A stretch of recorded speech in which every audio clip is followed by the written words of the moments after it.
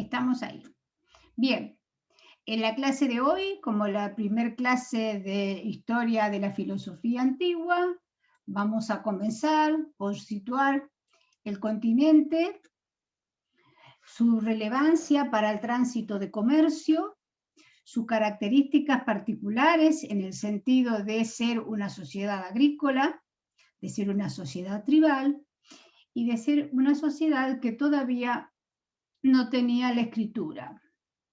Cuestión que muy posteriormente sí se va a ver motivada por el hecho de la influencia de Egipto a partir de la llegada de filósofos de otros países.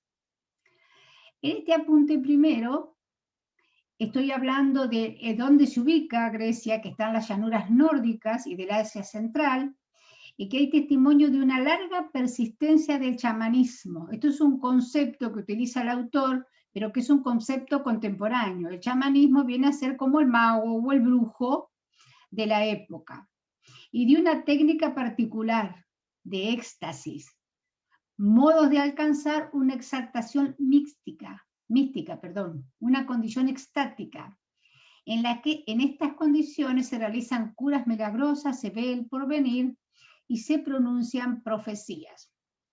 Hoy cuando hablábamos de las características de un mundo basado en los mitos, estamos pensando en todas estas cuestiones que han sido nombradas como una falta de la razón o falta de logos como institución organizadora de la palabra en función de un fundamento.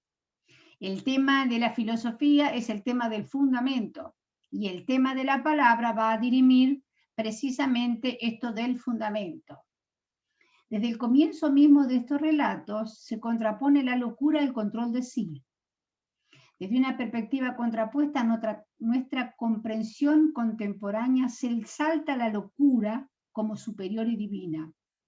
Hay autores que dicen que el hecho del mundo del mito y que posteriormente diera lugar a la filosofía es el mundo de la locura, de los enigmas, de los adivinatorios, de las prácticas chamánicas, es decir, tenemos toda una idea de lo divino que no tiene que ver con el mundo que conocemos, ¿sí?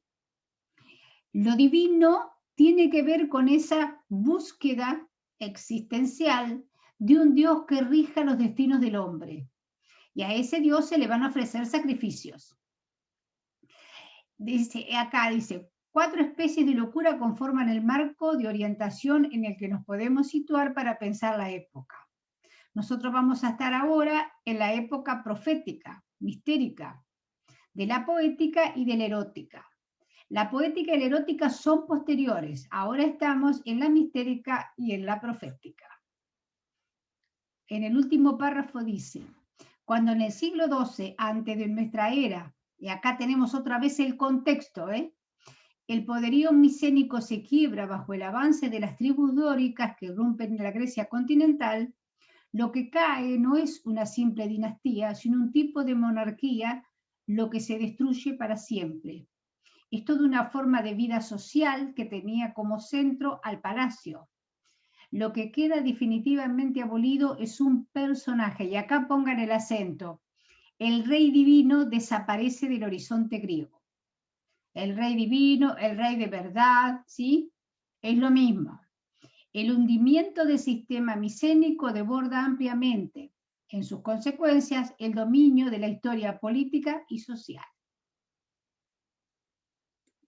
¿A qué voy con esto? A que sacar, sí, del panorama de su propia constitución social, tribal, al mito tiene que ver con cuestiones que van mucho más allá del simple intentar poner un orden al caos, ¿sí?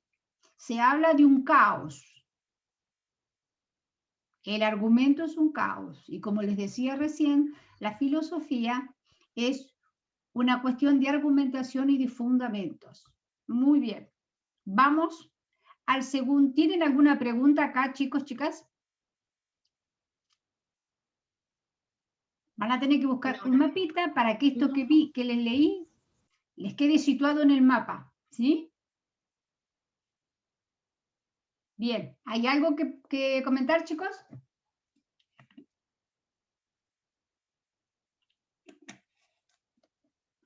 Muy bien.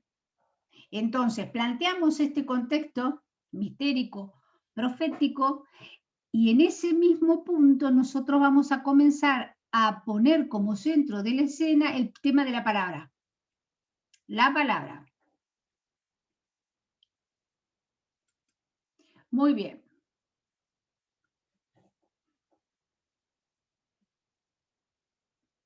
La introducción, bla, bla, bla, bueno, no, eso no me interesa porque lo introduzco yo.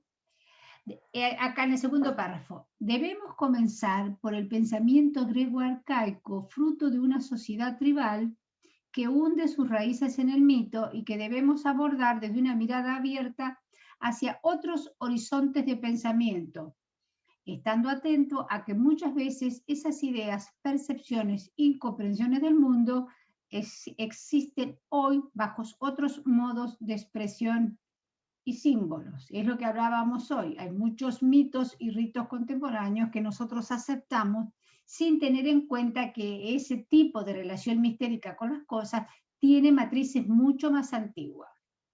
Ahora lo que vamos a caracterizar en el pensamiento griego arcaico son los tres campos fundamentales que componen esta sociedad tribal. La poesía, ¿sí?, que es un estatuto de poder, la mántica, que es una palabra religiosa, y la justicia. Es correspondiente a estas tres funciones sociales en las que la palabra ha tenido un papel importante antes de convertirse en una realidad autónoma, antes de ser elaborada por la filosofía y la sofística como una problemática del lenguaje. Acá en lo que ustedes tienen que poner el acento son en la poesía, en la mántica y en la justicia. Esas serían las tres palabras que vamos a trabajar en el sentido de comprender este sistema de pensamiento. Nosotros estamos acostumbrados al pensamiento occidental lineal racional que proviene de la Grecia del siglo V.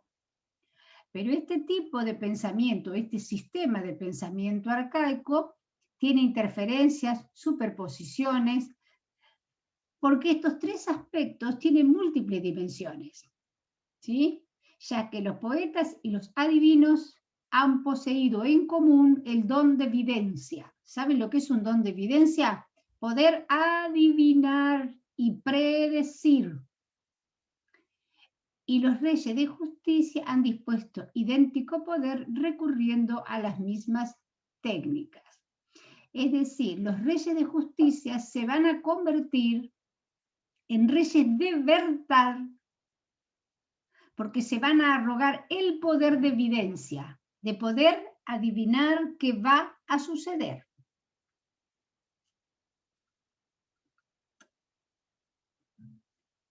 A pesar de todo, los tres, el poeta, el adivino y el rey de justicia, afirmábanse como maestros de la palabra. Maestros de la palabra. Ellos tenían el don de la palabra y eran los únicos que podían ejercitarlo.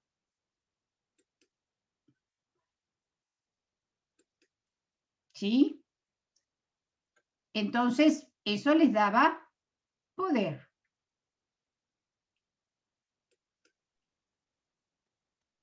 Y ahí aparece esta palabrita mágica que se llama aletheia.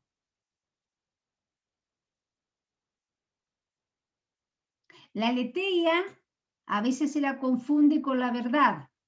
Sí, es una verdad, pero es una palabra verdadera por sí misma. No necesita argumentos, chicos. A diferencia de la verdad que nosotros concebimos en el siglo XX, esta verdad está remitida a la palabra. El solo hecho de que se la enuncia en función de la aletheia, la palabra es verdadera en sí misma. ¿Sí? Nadie la discute, todos la aceptan como la palabra que es, verdad.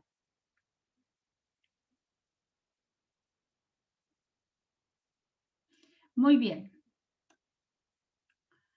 En este contexto, paso a la página que sigue, en el segundo párrafo, cobran relevancia como dualidad inicial en la siguiente afirmación. No hay aletheia sin una aleté.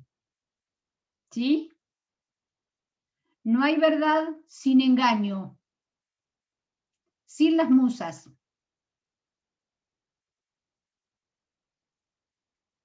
Las musas son potencias religiosas.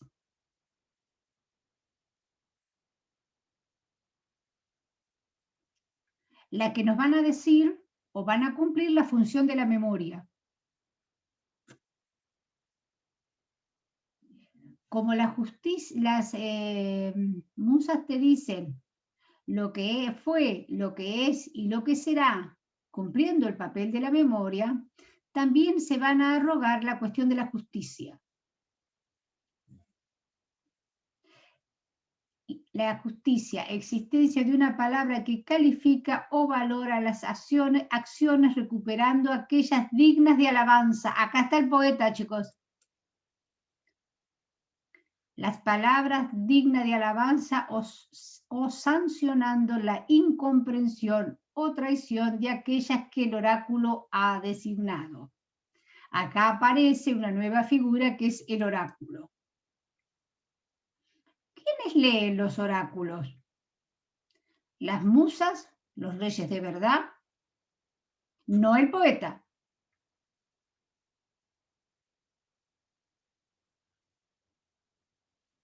Bien. ¿Me siguen hasta aquí? ¿Hay preguntas?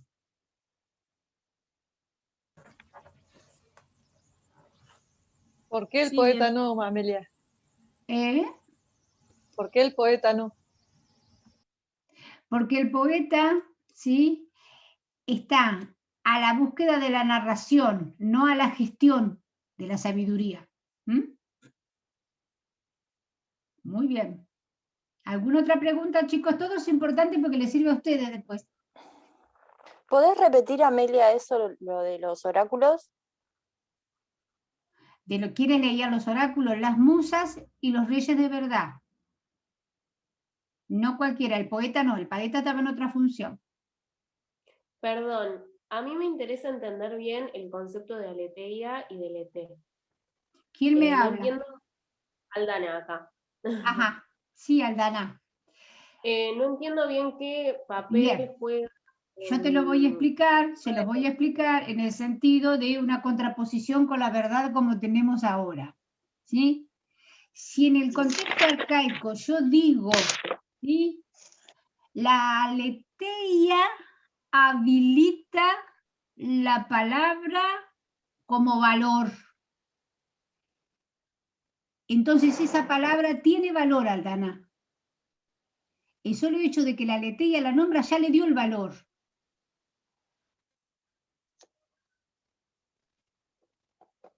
Si yo la pienso hoy y digo, esa palabra tiene valor, ustedes me pueden preguntar, ¿quién te dijo? ¿Qué valor tiene? ¿En qué escala lo pusieron? ¿De dónde proviene? Y tengo que dar argumentos para decir que una palabra tiene valor. En cambio ahí no.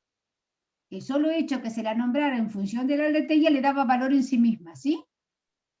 Si la llevamos a la Edad Media, se puede relacionar Ah, con no, la no, no, existencia. no, no. No, porque No. la Edad Media, estamos en una edad, a Sí, ver, estamos antigua. en una edad arcaica, ¿sí? Después va a aparecer el logos en la Grecia antigua. En ese modelo de logos que aparece después del siglo V va a aparecer el paradigma o modelo cosmocéntrico. Todo es naturaleza, ¿sí? Cosmocéntrico, organizar el cosmos para poder pensarlo. Acá tenemos la naturaleza por sobre todas las cosas. En el medioevo eso desaparece. Te lo explico hoy porque es el primer curso, después no volvemos más porque es un matete. En el medioevo, el modelo es teocéntrico, es Dios. Entonces nadie se pregunta por la naturaleza. ¿Por qué te dice el dogma? Dios creó la naturaleza, creó el hombre. No buscas nada. Está todo hecho. ¿Sí? Esa es la diferencia. Entonces no se pueden comparar. ¿Está? Porque es otro modelo. ¿Sí? ¿Se entendió, Aldana? Sí, ¿cuál es un ejemplo de aletheia entonces? O sea, como que me cuesta materializarlo. Ah, no lo va a materializar nunca, yo te digo. Pero yo te digo, Genial. mirá, Aldana, mañana va a haber un eclipse que va a trastocar el sistema solar. Ni siquiera necesito darte argumentos o estrategias para comprobarlo. Yo te lo dije y es, porque está referida a la aletheia arcaica, ¿sí? No se ponía en cuestión la palabra. Lo que yo quiero que entiendan es que no había argumentos. La poesía no tiene argumentos, tiene prosa. Alaba, discrimina, critica, pero no dice, yo este guerrero lo considero que no tiene el valor suficiente. Listo, ese está descartado, pero no dice, no tiene valor suficiente porque lo he visto temer en las batallas o porque lleva sobre sí el temor escrito en la piel y no se anima a matar al enemigo. No dice eso. ¿Por qué lo considero que no es? ¿Sí? Esa es la primera clase, chicos. Esto necesita masticar, pero sí. Perdón, ¿podría decir algo en relación a esto? Sí, lo que Yo me quieras. imagino a la aletheia en aquellos tiempos tan arcaicos, en las tribus, me la imagino aplicada, por ejemplo, no sé, a sacerdotes, que eran los que ejercían este poder de la palabra y era indiscutible. Entonces me imagino que, bueno, decían, el eclipse anunció que este año las cosechas van a ser prósperas y esa era la aletheia.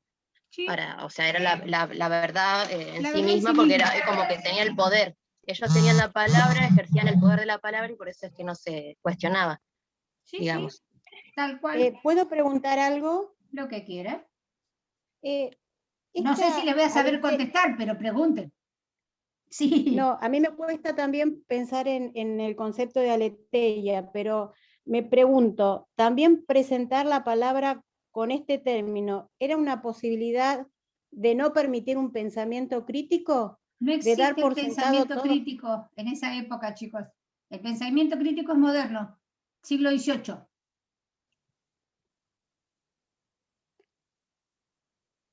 ¿Sí? Bien. A mí me cuesta ubicarme en la época. Ah, les va a costar un montón porque uno tiene que sacar la cabeza del presente.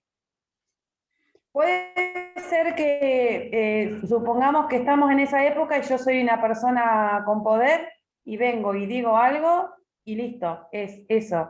Eso Sí, sería pero la aletheia. no cualquiera tiene el poder. Era con Fíjense en poder. quién está el poder. En el poeta, en el Claro, mago, en el rey de verdad.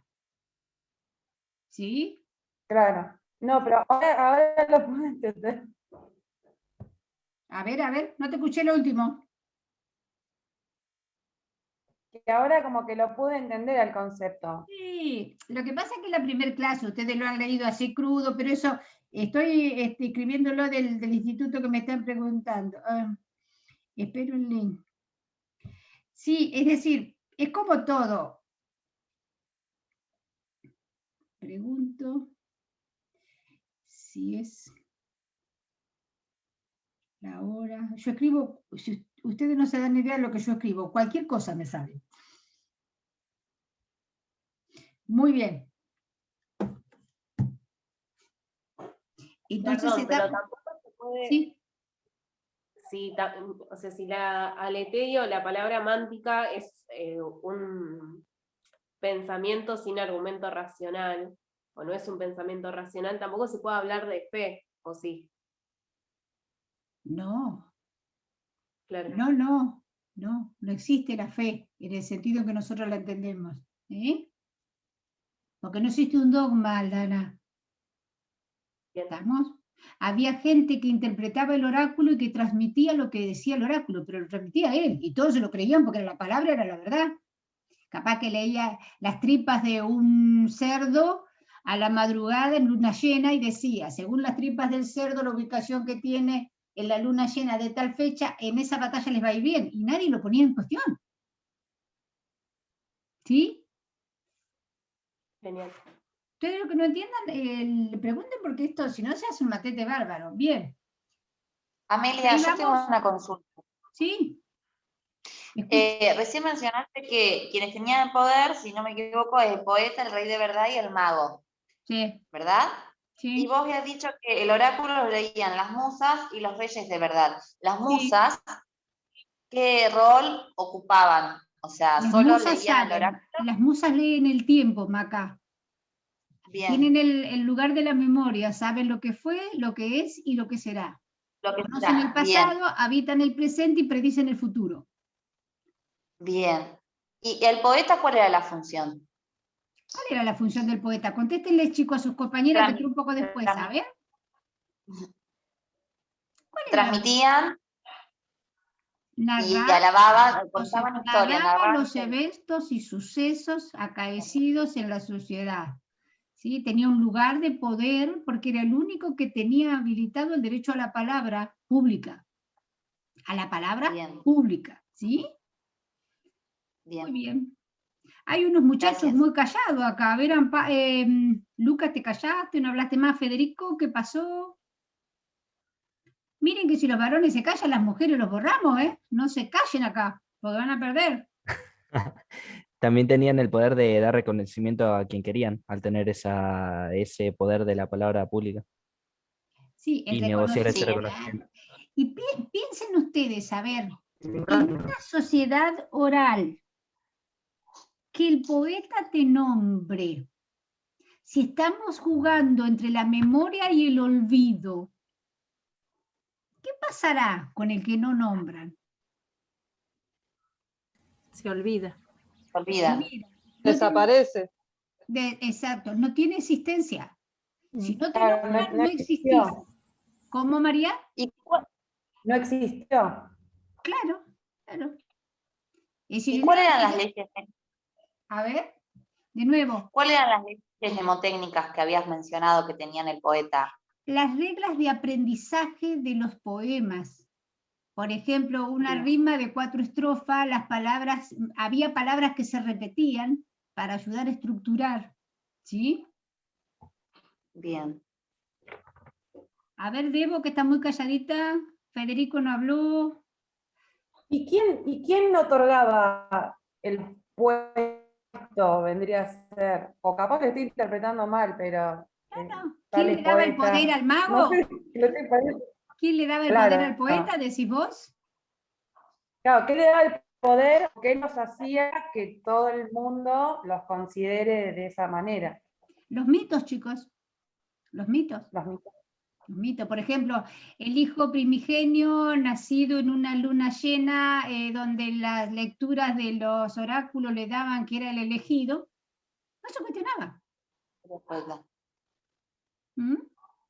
Bien. O sea, alguien con el poder de la palabra, porque El poder de la palabra. Yo te he investido a ti del poder de la palabra y tienes la autorización para hacer la transmisión pública de los eventos y sucesos que acontecen en este escenario. En este escenario no, en este encuentro de guerreros. O en esta reunión. poeta.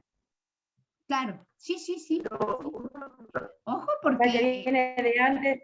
Es medio, o sea, de eso del tema, o sea, de lo que veníamos hablando, de que si no te nombraban no existías, y que si te nombraban hasta podrían, como que sí, como que existías y te podrían dar hasta ese condición de poeta, por ejemplo. si te nombraban, existías, te daban poder, pero cada uno en su lugar. El que era guerrero, el que era poeta, es decir, no era, habían cambios, pero sí, la verdad que muy bien, chicos, la verdad para el primer día me parece fantástico lo que están haciendo.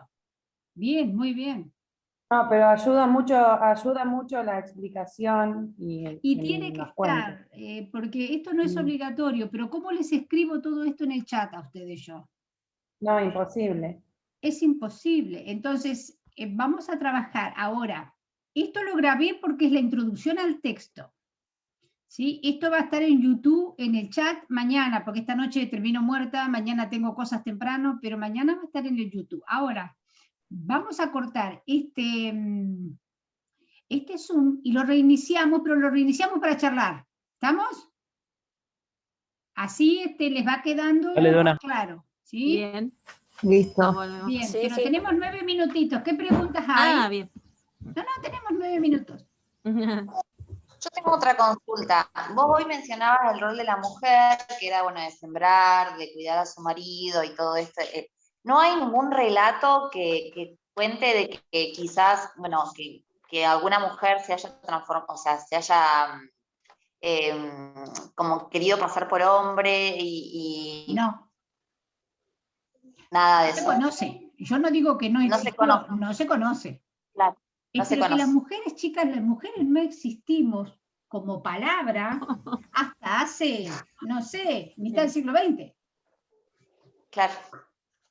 En la época de los griegos, siglo V antes de Cristo, hubo 2 filósofas y murieron apedreadas en las plazas. Es decir, no, claro, es decir, eran muy ilustrados, sí, bueno, pero eran así. Es decir, el tema es recuperar la filosofía desde la mirada de las mujeres, no enemiga de los varones, sino otra realidad. ¿Sí? Yo la vez pasada creo que les decía, yo soy feminista, pero de las feministas que abogan por la igualdad, no porque el otro es un enemigo. Pero yo, por empezar, para mí el hombre es otro más. Lo que sí hay que Sí, tal cual. reconocer que la sociedad siempre le ha dado el poder al hombre. Siempre. Y la sociedad tiene que ver con la maternidad también. No está exenta la maternidad de la responsabilidad de los privilegios masculinos. Entonces, decir, bueno, si estamos mirando, como vos decías recién que preguntaba a las mujeres, nosotras que hacemos filosofía tenemos el deber de recuperar el rol de la mujer desde otro lugar, porque en la Grecia de los mayores filósofos las mujeres estaban en la casa y no salían de la casa, su lugar era el oikos. Y ellas manejaban los esclavos, las cosechas, las ventas de las cosechas, las casas, el sostenimiento de la familia. Y los filósofos, bien, buenas tardes, muchas gracias, me hago banquetes, los hombres. Entonces, sí, bueno, vamos a pensar desde ahí. Por eso es interesante que haya muchas personas. Y cuando digo que soy de aquella que digo que hay una condición de igualdad entre el hombre y la mujer, no quiere decir que el hombre es mi enemigo. Tampoco arrogarme la responsabilidad de enseñarle al hombre a que sea un igual. Él es tan capaz como yo de pensar en la igualdad. No tenemos ese error las mujeres. ¿Sí? Entonces, ¿cómo pensamos esa realidad? Bueno, el que quiere conocer busca. Y el que quiere hacerse responsable sabe, porque puede pensar. Entonces, sí, ojo con eso, porque generalmente a las mujeres los hombres no saben, hay que enseñarle a los hombres el derecho de las mujeres. No. Aprendelo, loco. Si no lo aprendés, porque no querés. Porque nos han investido de una maternidad de las parejas, de los maridos o de quien fuera, y la mujer lo ha asumido a lo largo de la historia como un deber más. Entonces, el otro no es un enemigo, es un igual. Y como tal, lo que sí tiene preeminencia en la política, en la justicia, en todos los ámbitos donde hay poder social, están primero los hombres. Bueno, eso hay que identificarlo, hay que desconstruirlo. Y la filosofía es una de las primeras, por eso las detesta. Pero bueno, ¿qué va a ser? Bien. ¿Alguna pregunta, chicas, chicos? Tenemos 2 filósofos. Sí, Federico y Lucas. ¿Y Federico? Quería preguntar, Sí. por qué se menciona Afrodita y la ambigüedad de la palabra. No lo entendí. Afrodita es la diosa del amor o del bien. Sí, y con la ambigüedad de la relación con la ambigüedad de la palabra. Y el 4 de los ¿puede ser el 4? No. A ver. No entendí la relación. No te escucho todo cortadito. Una sola primero, a ver, una sola pregunta primero. ¿Por qué hay ambigüedad en la palabra cuando nombramos a Afrodita? ¿Te entendí bien, Federico? ¿Por qué hay ambigüedad? Claro. Escúchenme. ¿El amor tiene un solo sentido? ¿Qué es el amor? No. No, pero en esa época. Entonces, es ambiguo, es una construcción epocal el amor. En cada época sí hay una idea de amor, ¿sí? Entonces, sí, está llena ¿de qué tipo de amor hablamos? ¿De amor fraternal? ¿De amor heterosexual? ¿De amor de pareja? Es decir, chicos, en la Grecia de ese tiempo también existía todo lo que mapa que vemos hoy. Lo que pasa es que no había palabras para nombrarlo, pero no están exentos de nada. Entonces, sí, bueno, la ambigüedad de las palabras está escrita en las múltiples interpretaciones que uno les puede dar porque no tienen un significado definido. ¿Vieron que hoy nosotros buscamos en Google la definición de tal palabra? Bueno, en esa época no había definiciones. No tienen un significado definido, entonces son ambiguas. Muy bien. ¿Algo más? Sí. Sí. Ah, disculpa, habla si querés. No, habla. Era rápido. El tema de la aletheia creo que quedó medio claro, pero después el de aletheia sería como una contraposición. Claro, la memoria y el olvido. La verdad y la mentira. Listo. Gracias. Muy bien, 2 minutitos quedan, Maca, y cortamos y después vamos a charlar otra vez. Quería preguntar lo mismo la misma pregunta de Lucas, así que gracias. Genial. Bueno, Ah. hacemos una cosa. Para retomar lo que había preguntado Aldana y ya está. Gracias. Bien, ustedes, chicos, no tengan miedo en el ejercicio de la palabra. Una, porque van a ser docentes, y otro, que van a ser de filosofía. Y el mundo es lenguaje. Si no manejamos el mundo del lenguaje, poco vamos a llegar. Fíjense un docente que no hable. Fíjense yo callada mirándolo. Es decir, bueno, pongamos en juego esta herramienta tan necesaria que es el discurso, ¿sí? Muy bien. Sí, a mí se me trabó un montón el internet, así que la voy a volver a mirar. Sí, no te preocupes. En todo caso, si vemos que se les ha complicado mucho, después hacemos... Hay días que yo me levanto con toda la chispa y me siento en la compu y armo el video yo sola y después lo subo, pero me interesa más hablarlo con ustedes. Así que bueno, salimos y volvemos a ingresar ahora cuando se corte en un ratito, para que me dé lugar a la grabación. ¿Sí?